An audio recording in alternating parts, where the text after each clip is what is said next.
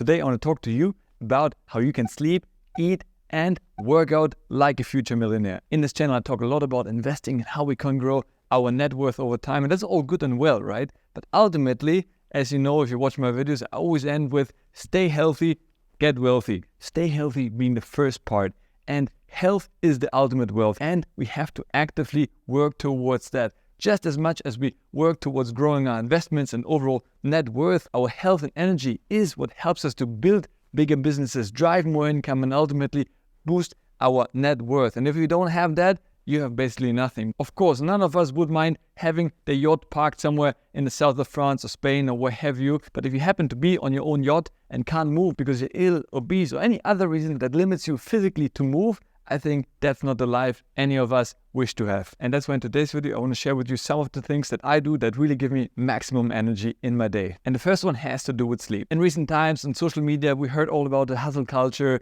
and that sleep is for the weak and use every waking moment to build your empire, etc. And it's all well and good. However, actually, over time, if your body can't relax and can't recover and process, then over time you will burn out and run into a lot of issues, including health issues most likely.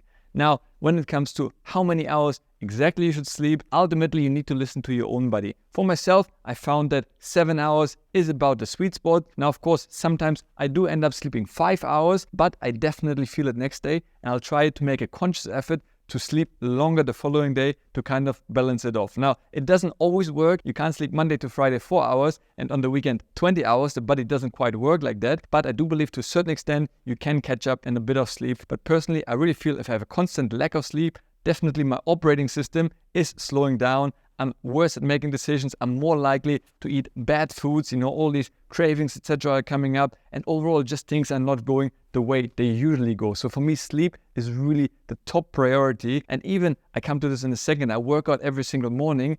If I had only 4 hours of sleep, I'd rather sacrifice my workout and get 1-2 more hours of sleep because I appreciate it so much. Now, obviously, I could make a whole video around the topic of sleep and what you should be doing to optimize your sleep, etc. But one thing I really recommend is putting your phone either in a different room, or I do it myself. I keep it in the same room, but I do have it on sleep mode. It automatically enters sleep mode at the end of the evening. Basically, I don't get notifications anymore. It dims the display and it sets the alarm for next morning. So I really try to follow a routine because body needs routines and habits. And the more you follow those, the easier body gets used to it. And the easier it is also to wake up because, well, people tell me, well, Kai, I'm not a morning person. Well, guess what? If I go to bed at 2 a.m., I'm also not a morning person, right? But going to bed at 10:30, 11 latest, for me, waking up at 6 a.m. is actually pretty easy because that way I still get my 7 hours of sleep. I'm super excited in the morning. I get up and boom, I'm ready to go. So just as important as waking up, it's actually going to sleep. So try to automate as much as you can and really set yourself up to sleep and not scroll through social media just before sleeping. I used to binge watch a lot of Netflix and other movies before, but now I canceled all those subscriptions. And now instead, half an hour before sleeping,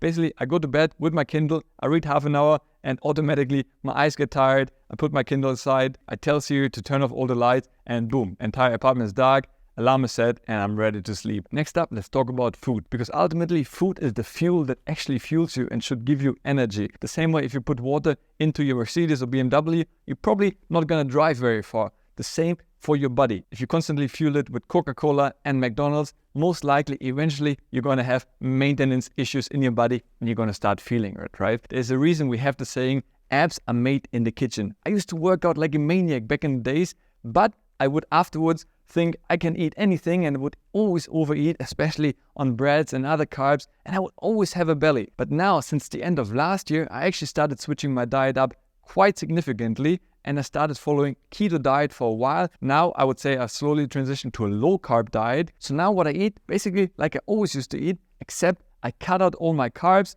I have a little carb here and there. I do love tacos. So if I'm going to eat a taco, it's not going to be the end of the world. But yeah, in essence, I'm going to cut out all the carbohydrates, meaning all the breads, croissants, dough like pizza, pasta, rice, all these things with starches, etc. that have a lot of carbohydrates. I just cut them out of my diet. And same with sweets and sugary drinks. I used to have a lot of those, and those not only spike your blood sugar, but all that sugar basically goes directly to your hips. And honestly, cutting that out was a little bit of a challenge in the beginning, but now eating so much protein and fats like cheese. I love cheese, and I don't have to calorie count. That's the amazing part. I can eat how much I want, but the question is, how much steak or chicken can you actually eat? After a while, you're naturally going to be full, right? And honestly, just those small tweaks, plus drinking a lot of water and reducing my alcohol intake. I used to go out every weekend to drink. Now I don't actually enjoy that anymore that much. I do have the occasional drink. I don't want to be a party pooper, so I think that's totally fine. But definitely be conscious about it, and you will see, once you start sleeping well, exercising well, and eating well, naturally your body is craving a more healthy lifestyle, and you don't want to go out every night and get drunk. So that's really nice to see that it all comes together and just gives you so much more energy. From time to time, I also include intermittent fasting, where I don't eat for 16 or 24 hours. And I really like that. It really gives me added clarity, and it's good for your body to empty itself and really clean itself up, etc. So once in a while I do that, but as right now I'm actually training quite a lot. I'm training for my marathon next year. I'm also exercising pretty much every day, so I feel like my body needs the fuel. But once in a while, if I have an off day, I try to have a fast in between, and I just feel it really cleanses yourself, and you have additional energy, which is amazing. Even though you eat less, you're actually going to get even more energy. So that's amazing. And don't forget, you can still drink coffee and water during a fast. So for me, that's perfect, because I'm a big coffee lover.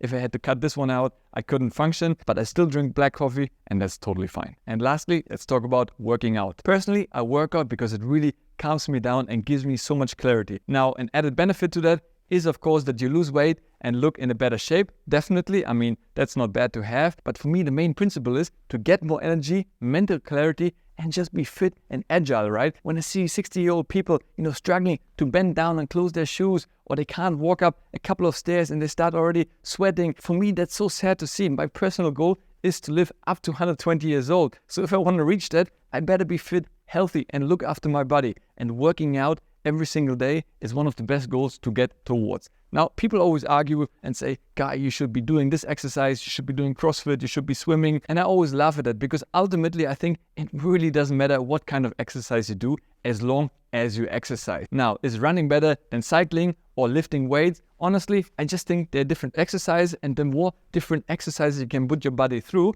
I think the better. Because if you do the same monotonic exercise every single day, your body gets used to it, and then it doesn't grow. It needs to be challenged, right? So ideally, you want to do different things. So I've always tried to challenge my body. In the past, I only used to go to the gym. Then for a while, I was really into CrossFit. Right now, I really love hybrid training. And there's a growing community of hybrid athletes that basically combine two sports. And most commonly now, it's weightlifting with running. And I really like that, because usually those guys are big and strong, but at the same time, they still have very good endurance and cardio because they run a lot. So for me, that's really cool to see, because I really enjoy running. As I said, my goal is to run my first marathon next year. While at the same time, I don't want to be a skinny guy who runs only and has arms like this. I really want to be a defined, muscly guy, but still has good endurance. Because some of these bodybuilders, they run 100 meters and they're out of breath. So for me, that's not really inspiring to see. And that's why today, on average, I go one day to the gym and next day I go for a run. So usually I try to balance those two. My goal is to have a minimum of 5 workouts per week. In an ideal scenario, 6. Sometimes it can be 7. But I actually try to force myself to take at least one day off, because I do believe the body also needs to recover. Now, I'm not a pro athlete who dedicates his whole life to exercising, but I am quite conscious when I do exercise. I really try to push my body as hard as possible. So having one day rest is actually good, and I feel even more joyful to go back to working out the next day. So that's good. And on the off day, I usually try to have a massage or something to really relax my body. So there you have it. Really no rocket science. There's no fancy supplements. In fact, I don't take any supplements. I only eat normal, clean, whole foods, and I sleep and I exercise. People spend thousands of euros to get the liposuctions, to buy the latest secrets, to lose weight, etc. Essentially, it's pretty straightforward. You just have to follow basic rules and stick with it. I really believe you need to stick with it for the long term. When I started losing my weight, in total it was over 14 kilograms, it took a little while, right? It didn't come overnight. And I do believe it's the same with investing, the same with growing business, the same with moving up in your career. Things take time. It doesn't happen overnight. The same way how you put the weight on your body, that doesn't happen after one night out, right? That's consistent bad behavior that starts building the bigger size on your body. And the same is true for building consistently good behaviors. It does take time to undo these things and start showing effects. But before that, you will start seeing a change in your energy levels. And I think having great energy levels is so essential for being a better, stronger, and more likable person that can really focus on executing on your ideas and vision. Because it's very easy to come up with your ideas and vision, and I want to be the next millionaire. But if you don't have the energy and health to take those actions that are required in order to get you there, you basically won't succeed. So I think fundamentally that's the most important thing. And I always say health is for me the ultimate most important thing in my life, even more than family. Because if I'm not healthy, I'm actually a burden to my family and I can't look after them. So for me, that is my single highest priority. Everything else is an outcome from that. Next up, check out this video over here. I hope you enjoyed this one. If you did, please give it a like, subscribe to the channel. It means the world to me. As always, guys, stay healthy, get wealthy, and I'll see you in the next one. Ciao.